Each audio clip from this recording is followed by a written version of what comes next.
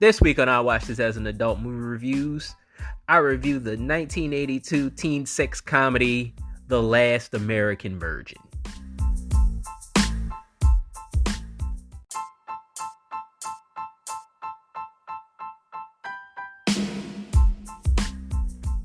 Don't forget to support the show on Patreon. That's Patreon / I Watched This as an Adult, where you get access to special content. Your support means a lot. Thank you.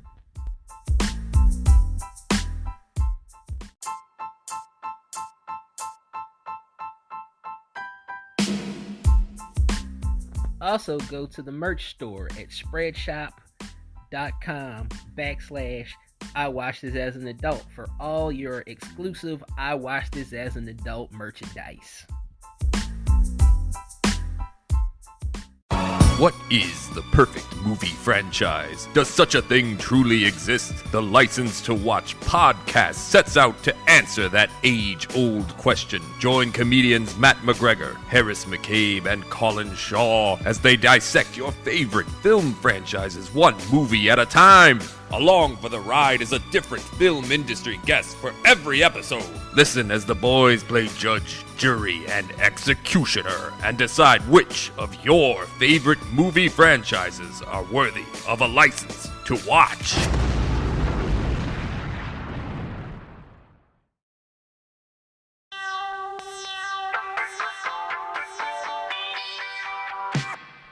And now let's all get serious. Hey, you pervert! Get out of my...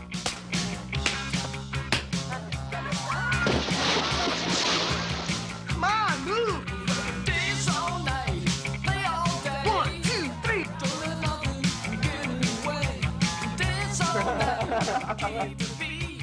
Hi. Don't you worry about doing nothing. Shake it up. Shake it up. 96, 97, 98, 99. Now you two have fun.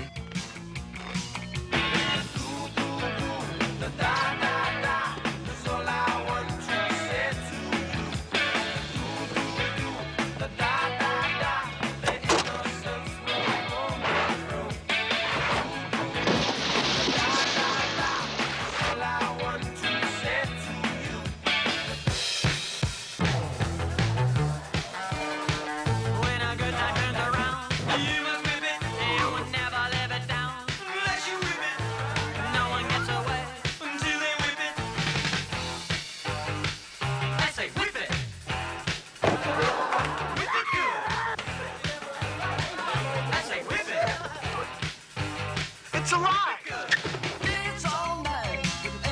The Last American Virgin, featuring songs by Blondie, The Cars, Devo, Journey, The Police, REO Speedwagon, Tommy Tutone, and more. The Last American Virgin. See it or be it. Yeah! Shake it up. Dance all night.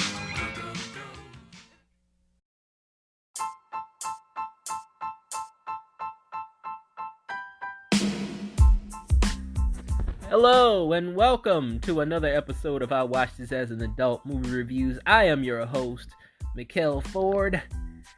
As you heard in the promo there, promo trailer, I don't know what you want to call it, but as you heard, I will be reviewing 1982's Last American Virgin. Let's get into the technical right quick. This movie was written and directed by Boaz Davidson. Written and directed by him. This movie is a remake of a movie called Lemon Popsicle. I believe it's an Israeli movie. And I believe the director and the writer of this movie also did that movie also. So they just translated this movie over to America. The box office for this movie was $5.8 million. And the Rotten Tomato score for this movie is surprisingly a 77%. That's actually pretty good for this movie. I'm going to tell you my thoughts about this movie as this review goes on. Let's talk about how I saw this movie as a kid.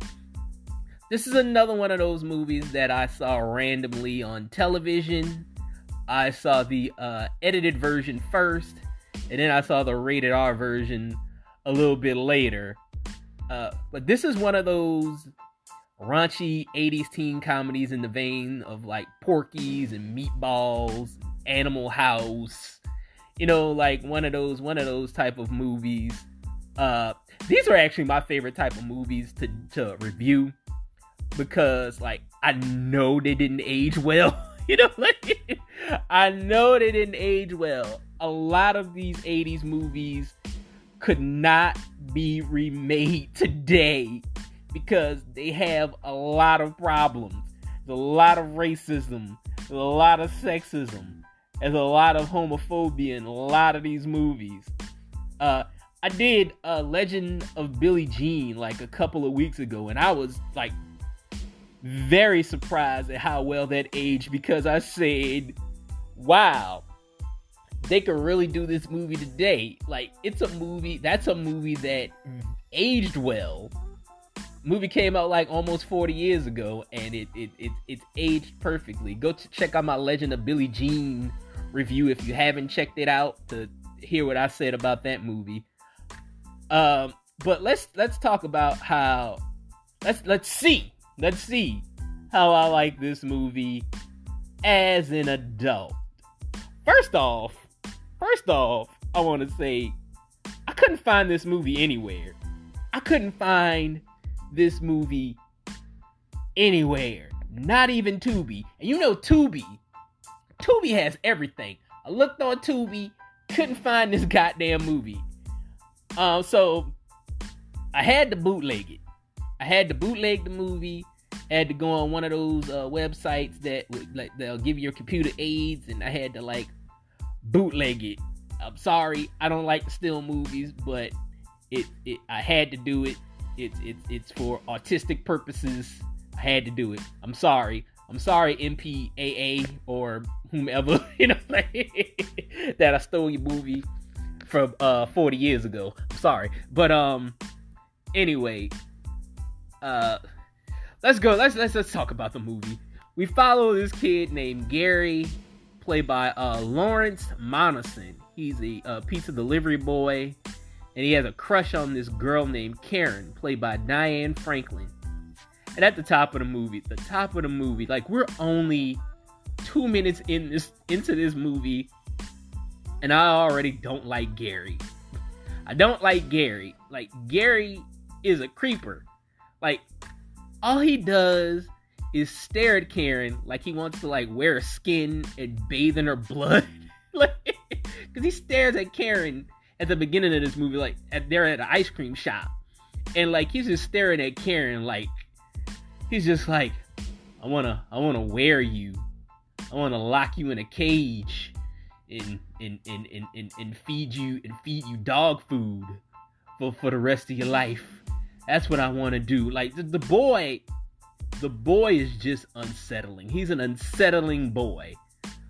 Then we meet Gary's friends. Yes, Gary has friends. I said all that stuff about Gary, but yet Gary has friends. Yeah, he's a weirdo, but he has friends. He has a friend named Rick, played by Steve Anton, and he has a friend named David, played by Joe Rubbo. That's the actor's name. The actor's name is Joe Rubbo. I don't know how you get a name like that, but that's his name, Joe Rubbo. Quite simply, Rick and David are trying to get their dicks wet, so they set it up with these 3 girls at the ice cream shop. Gary gets in on the action too, reluctantly, because all he wants is Karen. He doesn't really want these girls, but he dives in anyway, peer pressure and all, They lure these girls in. This is funny how they get these girls. They lure these girls in with the promise of cocaine. They promise these girls cocaine. It's the 80s, it's the 80s. Gary gets stuck with the fat girl, because there's 3 girls. It's a hot blonde one with big titties. Is this brunette girl with she's got a nice set, and there's this fat girl with glasses. She's the stereotypical, oh, I'm a fat dumpy girl with glasses and I like to eat, and blah, blah, blah, blah, blah. And she's actually the one that asked for the cocaine. She was like, you guys got any coke? And I'm like, wow, she really loves cocaine. She loves cocaine a lot. But, by the way, the guys don't have any cocaine. They don't have any cocaine, so they serve them sugar. They give them sugar. So those girls are probably going to wake up with, like, ants in their nasal cavities the next day. They're going to do that. Let's talk about Rick. Rick is a man whore. Like, he pretty much bangs anything that moves. That's his thing. That's his MO. This movie gets kind of graphic with the sex. After a while, like, it turns into a porno. You know, like, it turns into a porno, like, cause like Rick is getting it in with this girl, with the brunette girl, and like, it's just, I'm like, yo, man, am I watching a Skinamax film? Like, what the fuck am I watching? You know, but I think this scene goes on too long. The whole gag of the scene is Gary gets caught by his parents with naked women in the house. That's the gag. It's not funny. Moving on. I'm moving on. The next scene is probably the gayest shit I've ever fucking seen. It's probably the gayest shit I've ever fucking seen. Like, Gary and his friends are in the boys' locker room having a dick measuring contest. Like, they measure the boys in the locker room's dicks. That's what they do. Like, I've been a teenage boy before, and I've never had the urge to measure another boy's dick before. Like, it just never crossed my mind. It's never crossed my mind. I'm like, I wonder what that guy's dick looks like. I want to measure it. No, that's never came to mind to me. You know? I don't know where they got this from, but it's weird as shit. Once again, adapted from an Israeli movie. I guess they do that there. I don't know. In Israel, I don't know. If you're from Israel, tell me if you have dick measuring contests in Israel. But that shit don't translate to America. Just letting you know. Then Gary goes back to creepily staring at Karen. And then he basically starts stalking her. Like, he lets the air out of her bike tire so he can have a reason to talk to her. Gives her a ride to school and all that. Like it's like Gary is he's a prehistoric incel. Like, he's a fucking incel to the 10th degree. This movie loves parties, by the way. This movie loves parties. There's a party in every other scene of this movie. Like, I guess there's a reason for them to play that star-studded soundtrack they have. They're like, we got REO Speedwagon, goddammit. We can't let that go to waste, you know? Like, you know how hard it is to get REO Speedwagon? Do you know how hard that is? Do you know how hard it is to get Oingo Boingo? Alright? You gotta strike while the iron's hot, alright? So, put a party in every other scene. But Gary comes to the party and he sees Karen dancing with man whore Rick. And he looks like he wants to kill both of them. Like, he looks like he wants to murder both of them. Like, I told you that Gary is a fucking incel. He's an incel to the 10th degree. But Karen has a friend named Rose, who is just like, she's just throwing like crazy rhythm at Gary. And just like an incel, like, he doesn't want Rose. Like, he is stuck on Karen. And I'm just like, she's gone, man. She's gone. Move the fuck on, man. Move on. Like, Karen, this is the thing. This is the thing about this. Karen wasn't even attracted to him. Like, before he gave her a ride, She didn't even know that he existed. She didn't know he existed. And it just boggles my mind that he passed it up. Because this is the thing. This is something I've learned about relationships over the years. It's something I've learned about human attraction over the years. It's not about who you want. It's about who wants you. Because most of the time, the person who you want doesn't want you. Okay? So you have to stop chasing that. Okay? There has to be a reciprocal attraction is what there has to be. There has to be a reciprocal attraction. It has to be, oh, I like you. Oh, I kind of like you. Or both, and then that's how you start a relationship. Like, Gary has a half-decent girl in his face who wants to rip his clothes off. Like, it's time to move on. But no. He is stuck on Karen. He's stuck on Karen. That's who he wants. We also fast forward to this weird scene where Gary delivers a pizza to this horny Spanish lady. It's like just so out of context. Like, he delivers this pizza to this horny Spanish lady. And then he brings his boys over to run a train on her. It's a wild fucking scene, man. Like, I told you, like, this movie turns into a porno.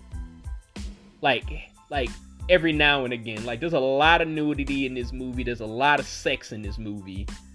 It's wild, man. It's also like a running gag in this movie that David runs out of a place in his underwear. That's like the sitcom gag of the movie. And he runs out because, like, he's fat. I guess they're like, he runs out in his underwear because he's fat. Get it? It's funny, right? It's not funny. Then after that, the boys have sex with a prostitute. This movie is fucking all over the place, man. It's all over the place. Then they end up getting crabs from the prostitute. They end up getting crabs from the hooker. Like, it's supposed to be funny.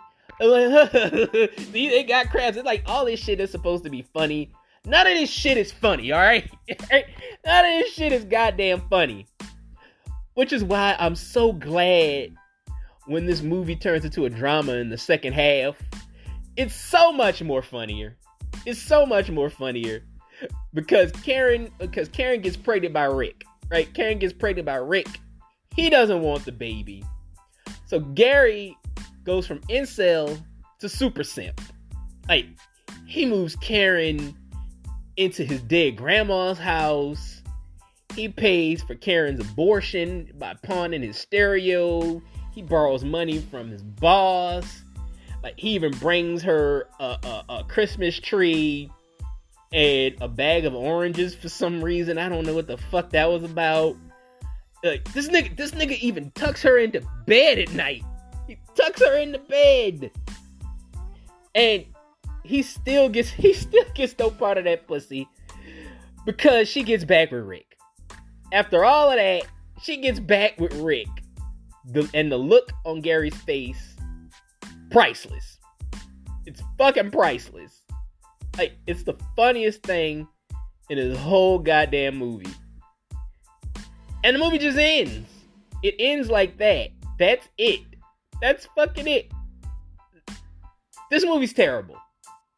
Fucking terrible. I know I didn't spend a lot of time explaining this movie because there's nothing to fucking explain. A lot of this movie is just fucking padding and exposition and shit that doesn't go anywhere. The best part of the movie is the fucking, like, last 15 minutes of the goddamn movie. Like, it's not funny. It's not original. Like, there's no good dialogue. It's not a good story. None of this shit makes any fucking sense. I should not be surprised because it's fucking Canon Films. So, You guys get a goddamn, 20-minute review of The Last American Virgin. It's fucking terrible. 0 out of 5. Join me next week when I talk about D2, The Mighty Ducks. Maybe that'll be better than The Last American Virgin. Until next time, peace.